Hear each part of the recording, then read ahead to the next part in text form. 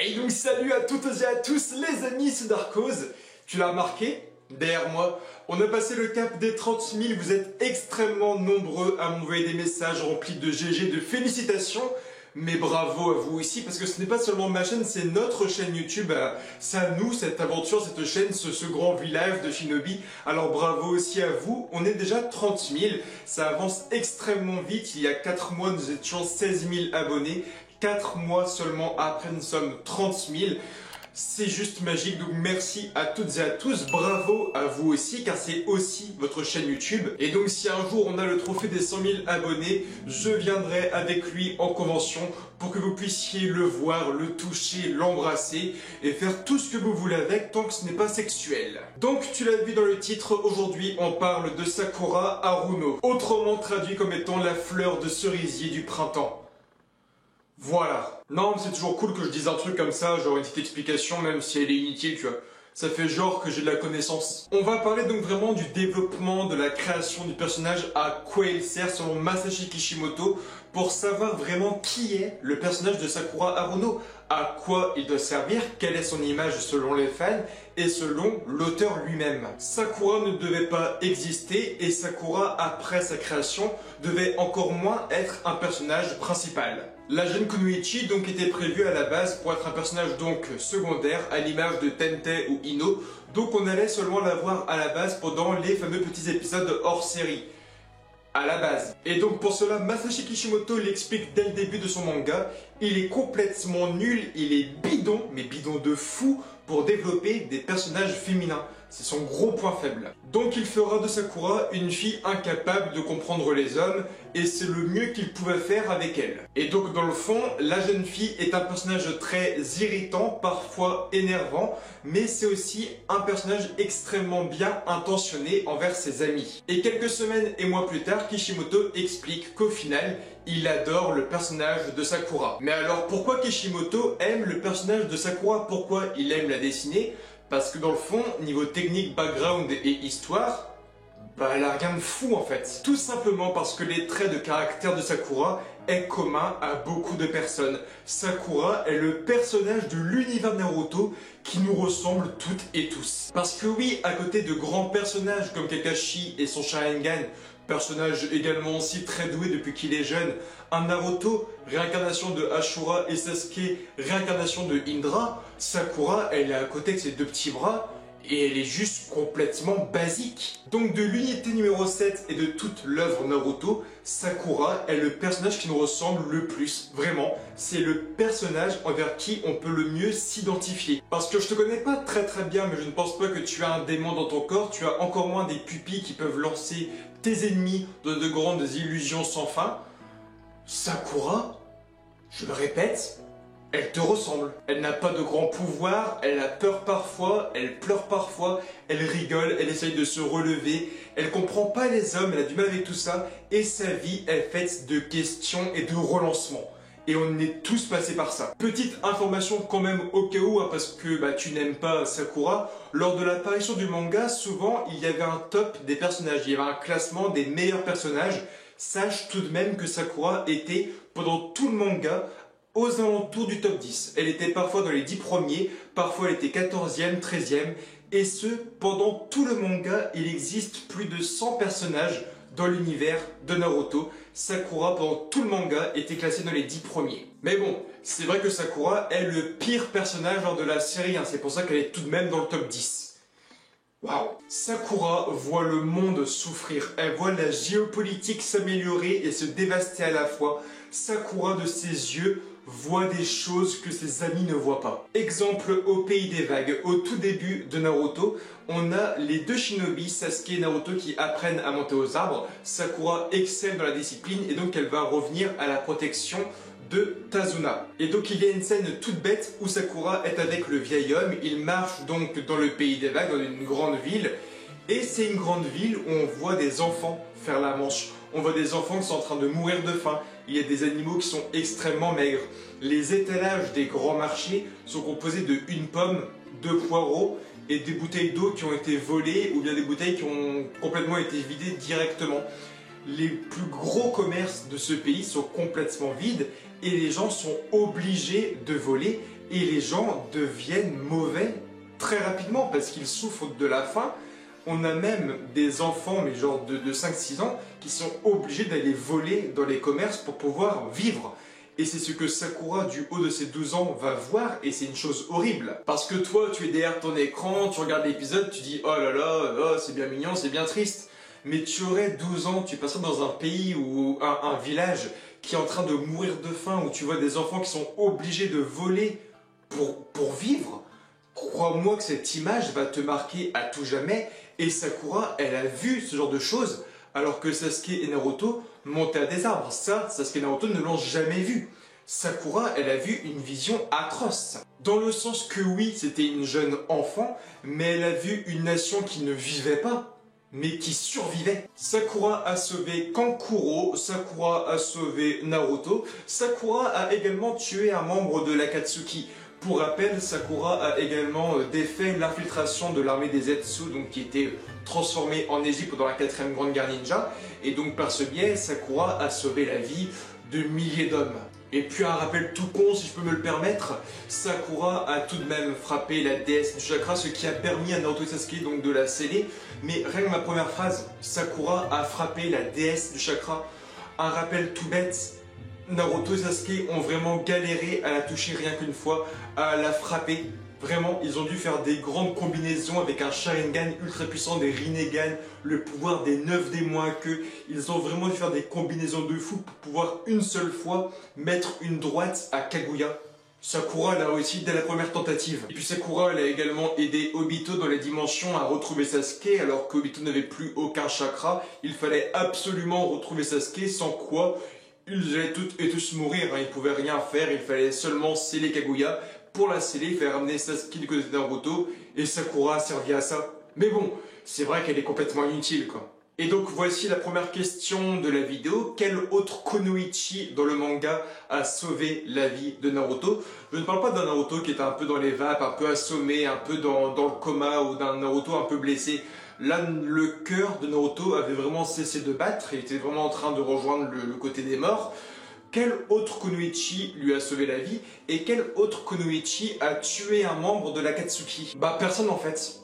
Alors ta gueule. En fait c'est vraiment incroyable parce que les personnes qui ont tué des membres de l'Akatsuki, ce sera genre Shikamaru, Naruto, Sasuke, c'est vraiment des personnes avec des pouvoirs de fou, des Kekkei incroyables, vraiment des capacités de fou. Conan a été tué par Obito qui avait un pouvoir extraordinaire, Shikamaru qui était un stratège avec des attributs de sa famille incroyables, Naruto avec le mode Senjutsu, enfin vraiment ce sont des mecs avec des pouvoirs extraordinaires qui ont tué des membres de l'Akatsuki.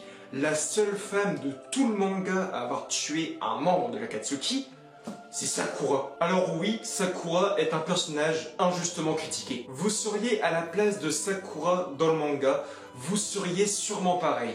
Voire pire. Tu sais ce petit moment où tu es entouré de personnes qui excellent dans leur domaine.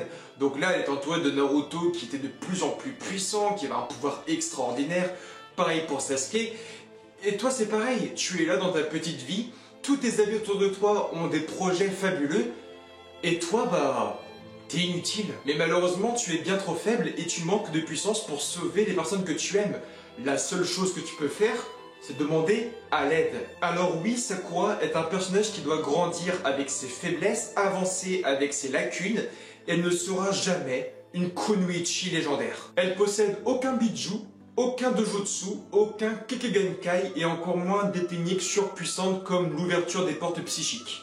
Sakura est banale. Je le répète au cas où tu ne l'aurais pas compris, de tous les genin de l'époque et même dans Naruto Shippuden avec les Chunin et Junin, Sakura est le personnage qui te ressemble le plus. Elle a beau être entourée de génies, elle va faire des efforts pour devenir plus forte. Elle va d'abord devenir l'élève de la Godaime Hokage, Tsunade, et là, sa phase d'apprentissage est assez extraordinaire. Donc Sakura va commencer l'entraînement avec Tsunade, et au bout de quelques semaines, Shizune va expliquer, bah voilà, Sakura m'a dépassé en quelques semaines, alors que moi ça fait des années que je suis avec Tsunade, et pourtant, Sakura vient de me dépasser en quelques semaines. Parce que pour rappel, dans le début du manga, Kakashi explique aussi que Sakura est une génie. mais c'est vrai qu'elle est inutile. Elle change complètement mentalement en 2 ans, 3 ans. Elle veut plus se reposer sur les épaules de Naruto, mais maintenant elle veut l'accompagner pour défoncer la gueule de l'Akatsuki et de Orochimaru. La mentalité de ouf. L'une des phrases les plus connues de Sakura est lors de son affrontement face à Ino Yamanaka pendant l'examen de Chunin. L'ignorais-tu? Les femmes doivent être puissantes pour s'en tirer dans ce monde. Et c'est là toute l'histoire de Sakura Haruno. Elle appartient à une famille de villageois complètement basique. Elle n'appartient à aucun clan incroyable de Konoha. Elle a aucun Kikigenkai ou attribut héréditaire. Et pourtant, elle va niquer des mères. J'ai fait une rime de ouf. Je vais te faire un nouveau rappel au cas où pendant le début du manga, donc tome 2 et 3, n'oublie pas que Sakura est supérieure à Sasuke et Naruto. Alors non, elle n'est pas supérieure du côté physique parce que Sasuke pourrait largement la surpasser avec le Katon, Naruto avec le pouvoir de Kurama ou autre, il pourrait carrément la démonter. Mais dans la maîtrise du chakra, Sakura défonce carrément Sasuke et Naruto. En l'espace de quelques minutes, elle va complètement malaxer son chakra à la perfection et monter au sommet de l'arbre avec une facilité incroyable. Mais pourtant, la réincarnation de Ashura et de Indra vont devoir prendre 4 jours, si ce n'est pas plus. Alors oui, tu es sûrement fan de Sasuke et de Naruto, moi aussi. Mais n'oublie pas qu'il y a maintenant quelques années, Sakura était supérieure à eux. En fait, dans un manga, il existe 2 sortes de développement. Le développement sur la puissance physique, ce que l'on appelle très souvent le power-up. Alors le power-up, c'est magique, ça livre des grands pouvoirs, de nouveaux dons, et c'est souvent les plus beaux moments d'un manga, un Gohan J2, un Gon qui va se transformer, devenir méconnaissable, un Goku qui va péter un câble, avoir de nouvelles transformations, un Naruto qui va passer à 6 queues face à Pain.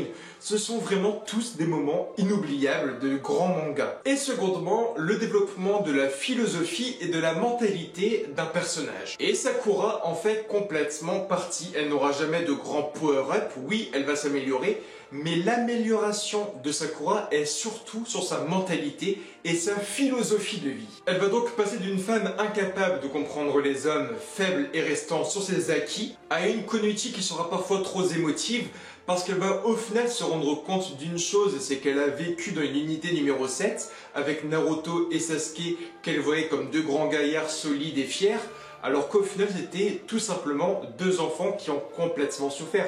L'un a vu sa famille se faire massacrer, l'autre a grandi comme étant un éternel orphelin rejeté par le peuple.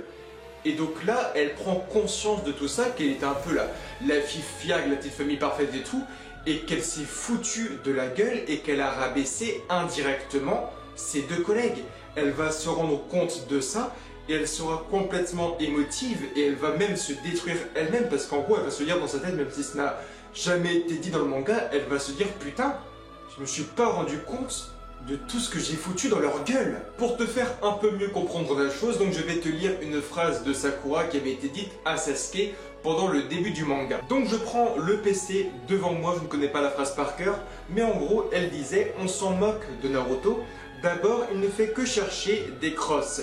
Il est vraiment trop mal éduqué. Naruto est vraiment un bon à rien. C'est pas étonnant, il n'a pas de parents. Comme il est tout seul, il peut faire tout ce qu'il veut. Moi, si j'en faisais autant, je me ferais incendier par mes parents. Y a pas à dire. Il a la belle vie. Personne pour lui prendre la tête avec des sermons. C'est pour cela qu'il est incapable de se contrôler et qu'il n'en fait toujours qu'à sa tête. Autrement et indirectement, Sakura vient de dire à Sasuke « Vous avez de la chance de ne plus avoir de famille, vous pouvez vivre librement. » La ouf. C'est-à-dire que Sasuke a vu sa famille déchiquetée au sol, son clan entier déchiqueté. Il y avait tout un quartier qui était rempli de sang, il a vu une montagne de cadavres, son frère était l'assassin et le responsable de l'homicide. Naruto, il a vécu seul, il s'est pris des trucs dans la gueule, il s'est fait insulter de tous les noms. Dès que Naruto voulait jouer avec quelqu'un, il se faisait envoyer chier. Et Sakura leur dit « Vous avez de la chance ». Et pourtant, elle va vraiment s'améliorer. Elle va passer du mec qui déteste Naruto à la meilleure amie de Naruto. Avec le temps, elle va prendre conscience de la phrase qu'elle a dit à Sasuke et se dire « Putain, qu'est-ce que j'ai été conne, j'ai été parler de fait qu'ils avaient la chance de vivre sans famille alors qu'ils ont souffert de ça. Je suis une bolos ». D'ailleurs, un film traite complètement de ce sujet aussi. D'ailleurs, si je me trompe pas, ce fameux film était également lié à l'épisode 271 de Naruto Shippuden, si je me trompe pas. C'était plus ou moins l'introduction du film Road to Ninja. Et d'ailleurs, ce fameux épisode s'appelait Road to Sakura, et dans l'histoire, plus ou moins si je me rappelle bien, Naruto retrouvait ses parents qui étaient encore en vie via un genjutsu, et donc Naruto retrouvait Minato et Kushina. Il était vraiment heureux, il vivait avec sa famille et tout, il avait un peu la vie parfaite. Et Sakura, elle, grandissait seule en fait, c'était vraiment les rôles inversés, avec un père qui était je crois Hokage du village de Konoha, donc un père complètement absent, une mère absente, elle vivait seule, et Sakura était un peu rejetée des autres et tout.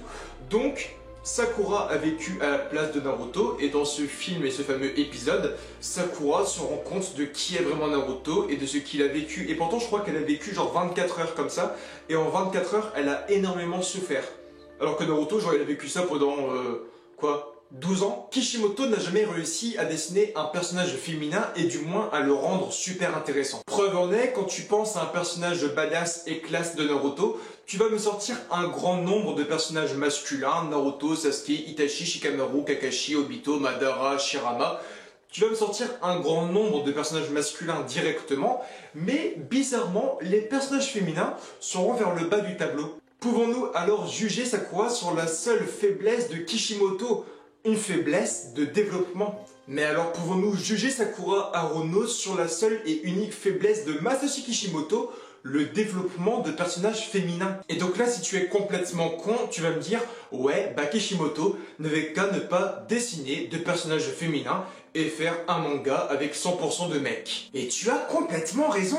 Mais tu te rends même pas compte que la critique aurait quand même eu lieu parce que Masashi Kishimoto aurait été vu comme un mangaka complètement sexiste. Kishimoto était obligé de créer des personnages féminins, même si c'était son grand point faible. Il était obligé de le faire, sinon il aurait été accusé de sexisme. La critique aura toujours une place importante dans une œuvre. Moi j'aime vraiment Sakura et sans elle, Naruto et Sasuke seraient morts depuis bien longtemps. Sakura me représente et Sakura te représente. Elle est tout simplement la figure de notre humanité. Elle vit dans un monde complètement difficile, rempli par les guerres, mais pourtant elle essaye d'aller de l'avant, de trouver de la force pour se lever tous les matins et sourire à la vie. Parce que personnellement les gars, on va pas se mentir, on ne vit pas, on survit. Quand on passe des journées entières à bosser dans des entreprises et une vie entière à bosser pendant quasiment 60 ans, on vit pas, on survit. Elle est jeune, elle souffre de problèmes de compréhension et d'émotion. Elle va passer plusieurs années à douter de ses compétences et d'elle-même, surtout dans la période d'adolescence. Et ouais, et là seulement tu t'en rends compte, Sakura c'est complètement nous. Sakura, de tous les personnages Naruto, c'est la seule personne qui doute de ses compétences et de ce qu'elle est vraiment dans la période ado. Et c'est nous, qui n'a pas douté de soi-même en étant adolescent? Donne-moi ton avis en commentaire sur le personnage de Sakura Haruno. Like, commente, abonne-toi, Facebook, Twitter, Instagram et Snapchat. Et on se retrouve très bientôt pour de nouvelles vidéos. Jane.